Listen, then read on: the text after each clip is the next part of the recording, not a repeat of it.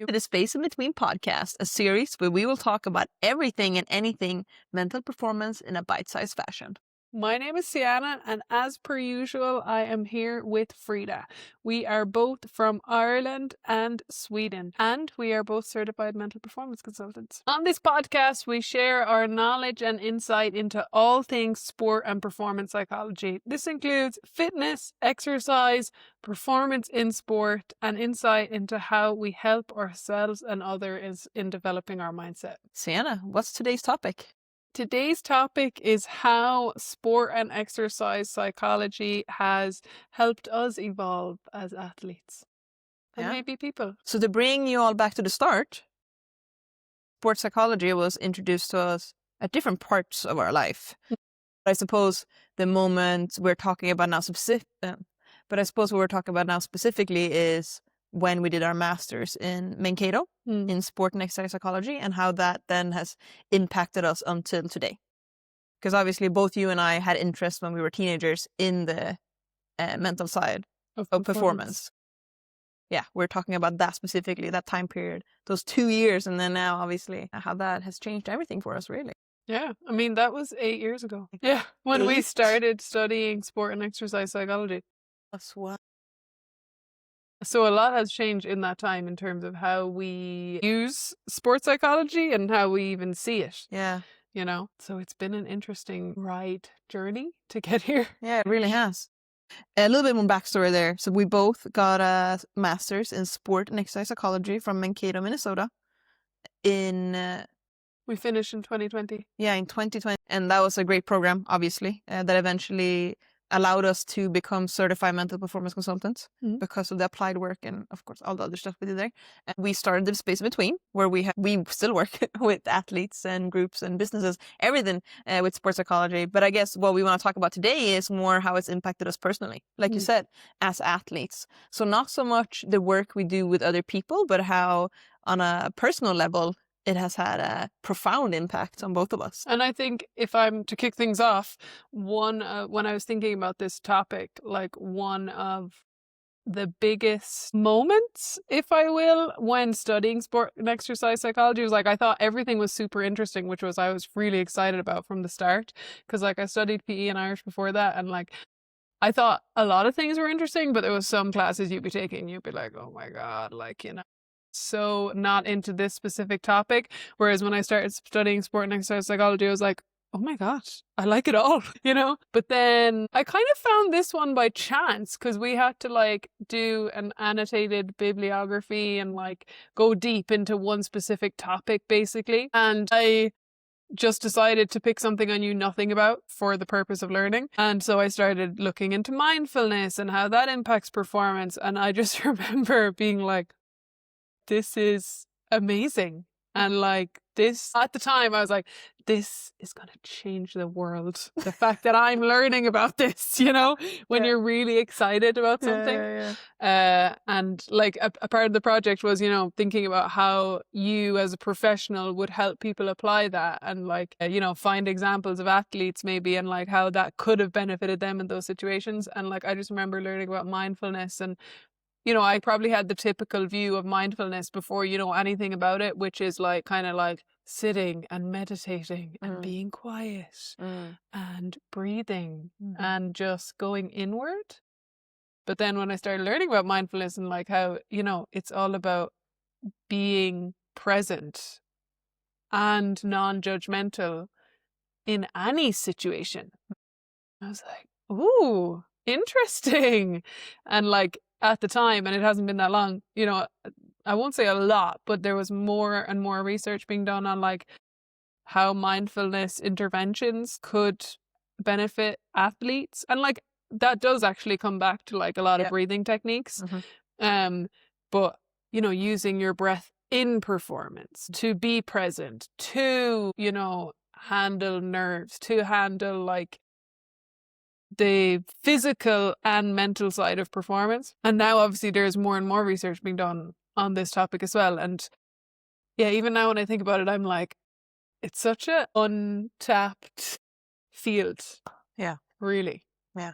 But the reason I'm bringing it up is that it's the topic that maybe ignited this, like, that's how I want to be when I perform, you know? So that's why it really just drew me in. Yeah, I can feel your passion when you're talking. I feel excited thinking about it. Yeah, yeah. I mean, it's a massive one. And I think it's one of those mental skills, if we want to put it in that bracket, that is so underrated. And it's one of those skills that people might veer away from because of the stigma around it. Yeah. And what people believe that mindfulness is. But in reality, it means, like you said, being present. So being here in this moment, non-judgmentally. Yeah. And like, I think mindfulness is a good example of like how maybe this is evolving, but some people probably still think that sports psychology is a bit wishy-washy. And I think if you think about mindfulness, that's like really wishy-washy from the outside. Yeah. But then when you actually look into it, it's like, okay, so there's different tools I can use to be present, such as, you know, using physical cues or like noticing my body instead of the mistake I just made. Yeah. And like a huge one that I lean into a lot when I perform is like focusing on my breath instead of getting carried away with like one more point and I win. You know, that's like how I use mindfulness. And I don't actively think I'm being mindful. You know, it's like focus on your breath, you know, focus on this action you're doing right now. So it's way more like tangible than the idea we have of, but it's similar to anything. Like until you know things about the topic or the thing, it does seem like very out there, like a lot of things do. Yeah, and I think the mindfulness part also led us to, you know, the acceptance based. And that also is a big thing that we use when we work with people and for ourselves, and practicing acceptance and like the things that happen, like it's okay. So for example, if we talk about, you know, feeling nervous or the emotions that we might feel before a competition or even during, maybe we're getting frustrated, whatever it is, it's okay. It's a part of the performance. We don't have to try to get rid of it or change it. We can accept that it's a part of what we're doing.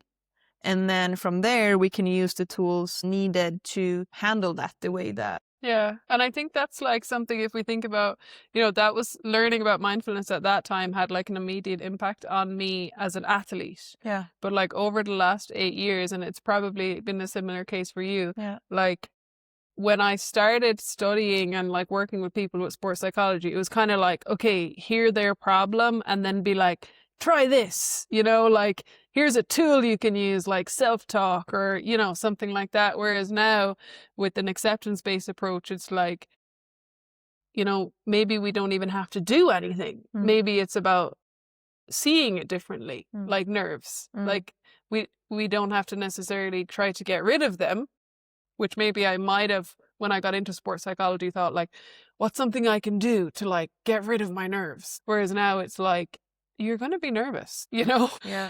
And that's okay. Yeah. You can still perform. I think this is one of the biggest things for me when I think back on when I played soccer. I very much had this idea that, you know, nerves weren't good or that you had to be a certain way to perform at your best. But then embracing this gives me more freedom to relax and to be present in that performance and accepting that there are so many different things that we might experience and that's okay. And I think if we kind of bring it back to how it's impacting you specifically with handball, it's very evident when you're playing, when you're using your breathing techniques, for example, as a way to center yourself. So if you ever watch Ciana play, when she's serving, she will take a deep breath and she will do her serve routine every single time.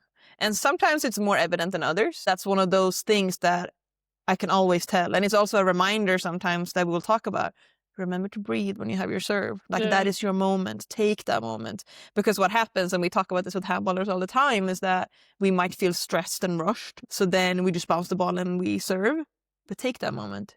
Take your breath. Yeah. And it's nearly like the breath for me there, if we circle back, is like, that's a reminder that like all I have to do is focus on what I'm doing right now. Yeah. Which, if we want to link it back to what we're talking about at the start, is all about being mindful without necessarily saying, just be mindful now, you know? So like, it is, you know, as much as I say at the start, I would look for like tools, how to kind of fix something. Whereas now I might go towards like, how can we think about something differently? But also at the same time, it is really beneficial to have something tangible like, you know, a breathing technique or a serve routine to attach to that. So it's like your reminder nearly. Yeah.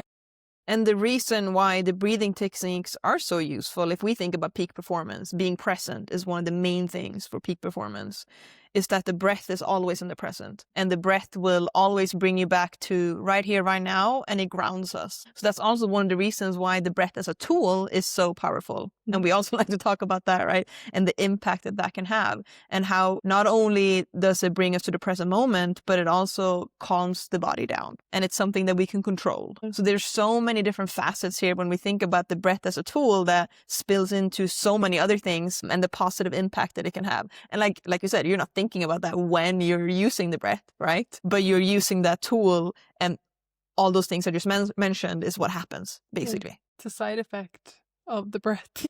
And I mean, that's why it's such a beneficial tool for athletes. And you'll see, I'd say, many different athletes when they're competing. I'm sure if you put on a GA game and someone is taking a free, probably most players, before they're doing whatever they're going to do, they're going to take a breath, because that's something that we do. So if we can use that purposefully, like you are, and probably many of those players are, it can have a tremendous impact in a positive. And if I think about like before studying and learning about sports psychology, like I probably did have like a serve routine, but I don't think I even knew why I did that. I think I just like did the same number of bounces every time.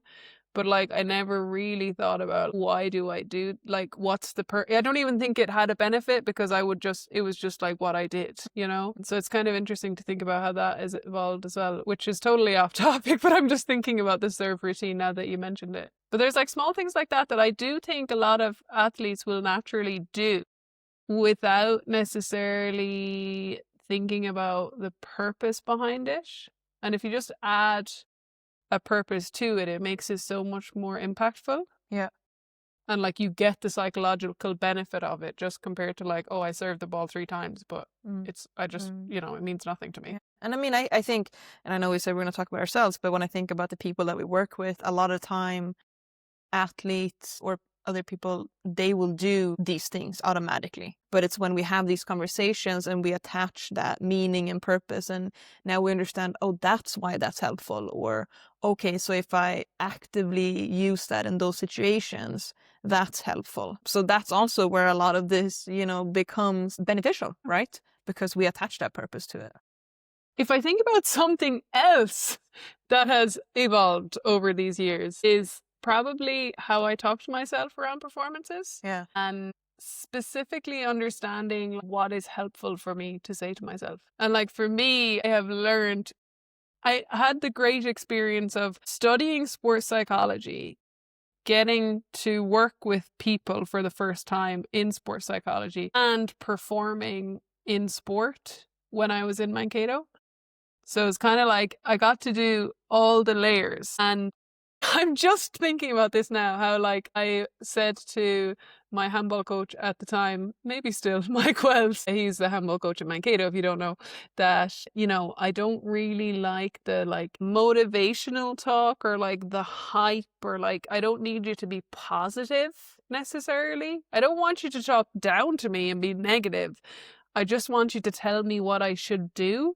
And that's kind of how I talk to myself as well when I'm in there, is like more so very instructional, which we now know is the most helpful way for most people to talk to yourself when you perform, is to actually just instruct yourself on what to do. So, and a lot of the time, naturally as humans, we are more negative. So we might say like, don't make that mistake again, or like, you need to do that better next time, instead of actually just focusing on, okay, I need to get lower. Get to the center of the court, follow through on your serve. So like, for me, I knew that I didn't like the motivation or like the positive or negative, but I didn't necessarily know, okay, I should have some more instructional self-talk. Whereas now, like, I'm very aware of that. And like, that's what I focus on a lot in the court, is like, okay, what's the next thing I'm going to do? Yeah, and something that I hear, and other people might hear it too, the most you ever say in the court is move your feet. Yes. I mean, that's one of the most common things that you'll say, move your feet. Yeah. And that's instructional, right? Obviously, you say other things out loud too. That's but the only thing I get wrong. I mean, if you're in the right place because you move your feet, most of the time that will set you up for You've been listening success. to me a lot. I know all about handball, baby. Yeah. No, but it's true. I mean, Yeah. like, what is the point in saying, like, you idiot, how could you miss that? Which I would have said to myself before. I would have been that person who was like, how could you miss that? That was such a setup, you know? Mm. Like, and I would be giving out to myself internally because I've always had like a high standard, if you will. Yeah. And I expect that high standard of myself. Mm. So sometimes that can come with when you don't meet the high standard, which is often like unattainable anyway. But that's another topic completely. It results in, okay, I'm just going to give out to myself and not help myself at all in this situation. And Yeah. I wonder, why am I not able to pull this off?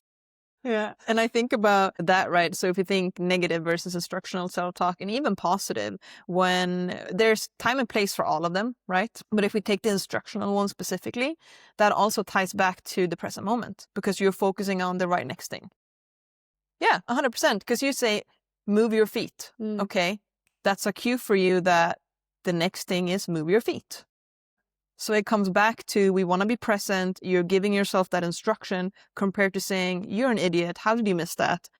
That does nothing for your performance, right? So having that instructional self-talk also goes back to what we can control.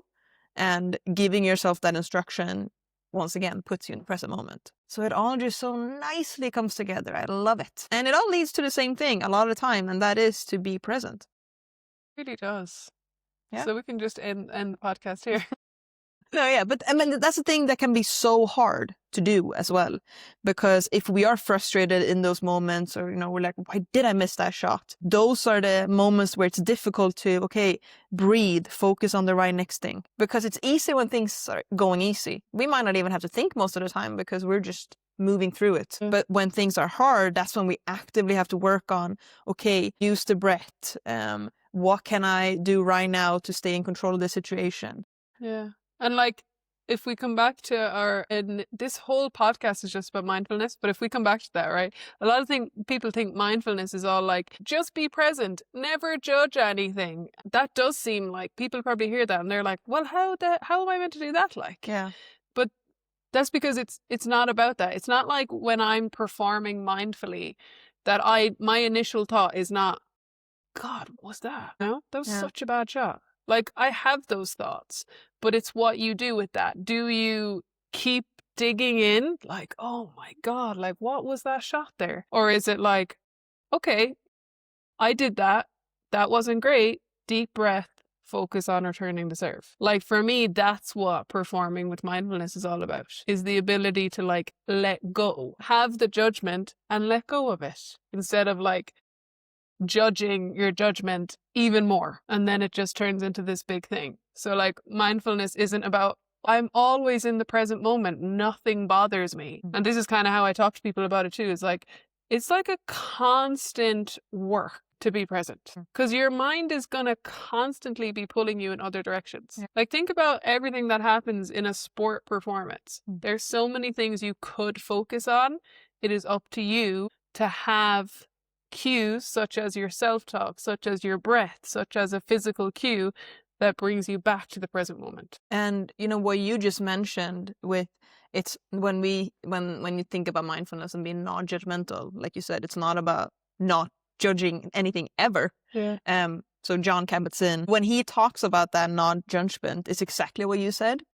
So when we're experiencing these different emotions, we tend to judge ourselves for experiencing those things. And once again, like, it's easy to do that. It's hard to let that go. Okay, so I am feeling frustrated because I missed that shot. Deep breath. Okay, those things happen. Instead of, like you said, digging in. So that's a very important point, and I'm glad you brought that up. Because it's not about never having anything be something that you get frustrated about. Yeah. That's not reality, because that's not, I know. But the thing is, we are so complex humans. Like humans are such complex human beings, and we have all these different emotions and things that we experience for a reason. Like it's a part of everything, and that's just how it is. And that's the tricky part, because we label things as bad, good, etc. You know, there might be a reason why we're frustrated. That's okay. Yeah. Yeah. I mean, like accepting that that is a part of the human experience is important. Yeah. I think it's funny that you said that this whole podcast turned into basically about mindfulness, but I also think that makes so much sense because it has had such a profound impact on both you and me and the way that we carry ourselves through life, right? And the way that that filters into our work, how it filters into how we are and how we are as athletes. So it actually makes such sense that the whole topic has been about this. It's true. It's funny. I wish that I could apply my mindfulness in sport to every aspect of my life. Yeah, that's true. You know, like, but I think that's something that most people won't get the benefit of, is most people don't get to study sports psychology and get immersed in it for 2 years to like, I want like to probably still have so much to learn even after that, but to learn so much and then to actually get the privilege of helping other people apply those things. So even now, like 8 years after we originally started studying sports psychology, we work with people all the time and talk to them about how to handle mistakes, how to handle nerves, maybe a more helpful way to see a tough performance. So like, it would be very difficult to not have some of those things sink into how you do things as well. Or really impressive to be able to just completely separate the two. Like, and I would also think it would be so hypocritical to like talk to people about these things and not be able to handle them to some degree yourself. Like obviously we all have challenges, but yeah, that's an experience most people won't get with sports psychology, is that full blown getting to study and perform, you know? I know. Part of me wish I could do it all over again. Yeah, I know. Like you had The a immersion completely different kind of experience because you obviously came off the back of kind of finishing your soccer career and then studying sports psychology. I know. I mean, we both have experiences where we're like, oh my God, those things, if I only had known. Yeah, you know? that's the thing. But I also think that's why we do the work that we do and why we share the stuff that we share, because we want to reach people and we want people to see it on Instagram or on YouTube or this podcast, whatever it is, that you can get even just a little bit of the joy and just like how it's changed things for us for yourself. And I mean, that's why we're here. That's why we do what we do. It'll be interesting to see how we evolve over the next 8 years. I know. I mean, we're ever changing. Will we still talk about the breath in 8 years' time? 100%. Probably. That's never going to go away, ever. Yeah. We'll just re-release these. I mean, okay, but we're going to wrap this up now because I feel like we've been talking about it for ages. But I even think about the impact that mindfulness has had on you. So you even went on to study a little bit more. You can say the name because it's a mouthful. I am a mindful sport performance enhancement instructor. Yeah. It is a mouthful. MSPE instructor. Yeah. And that makes sense, right? It actually is kind of surprising that it's taken us so long to sit here and talk about this because it is such a big part of everything, really. Yeah. Yeah. It really is. Yeah. I think about it all the time. So if we're going to wrap up this podcast, we have talked about a lot of different things, even though they all come back to the same thing. What are the things that we want our listeners to bring with them and to implement in their life? Maybe a thought to bring with you is like, I think, being open to like learning about that thing, you know? I knew nothing about mindfulness. And once I actually got into it, I was like, wow. So like maybe for some people it's sports psychology, like being open to the idea that it could actually be helpful is one of the first things I think of. And then if we think about more practical things like, you know, it's good to have an idea, for example, like, okay, I can handle nerves, but it's also really helpful to have a practical tool to attach to that. Maybe that could be using your breath to calm your nervous system, or it could be using self-talk to reframe nerves. Yeah. You know, so like obviously the two main tools I think we've spoken about is the breath to come back to being present and instructional self-talk to come back to being present. Yeah.